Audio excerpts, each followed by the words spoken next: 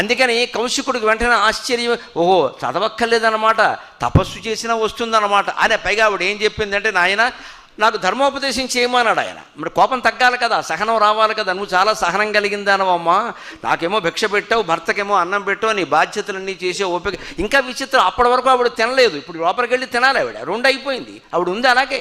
అంత సహనంతో ఉన్నావు తెలియదు. నాకు ఉపదేశం చేయమంటే ఆవిడ ఏమందో తెలుసా, నేను ఒక ఇల్లాలిని, నా బాధ్యతలు నాకు ఉన్నాయి, నీకు ఉపదేశాలు చేయడానికి నాకు సమయం లేదమ్మా. గరికిపాటి నరసింహరావు ఉంటాడు, ఆయన అడుగు, ఆయన ఖాళీగా ఉంటాడు, ఆయనకి వేరే పని లేదు మాట్లాడడం తప్ప, ఆయన అడిగెళ్ళి అని. అప్పటి నేను లేను కాబట్టి వేరే పేరు చెప్పింది. మిథిలా నగరంలో ఉన్నాం కదా, చివరికి వెళ్ళు, ధర్మవ్యాధుడు అని ఒక ఆయన ఉంటాడు, ఆయన మాంసం అమ్ముకుని బతుకుతున్నాడు, మాంసం అమ్ముకుని అక్కడికి వెళ్ళు, నీకే ఆయన ఉపదేశం చేస్తాడు. అక్కడ కూడా గర్వంగా వెళ్ళక ఆయన కొట్టు మీద ఉంటాడు, వ్యాపారం అయ్యే వరకు ఆగు, అయిపోయాక వెళ్ళి ఆయనకి పాదాభివందనం చేయి, ఆయన చెబుతాడు అంటే ఈయనకి మతి లేక దిగులు పడు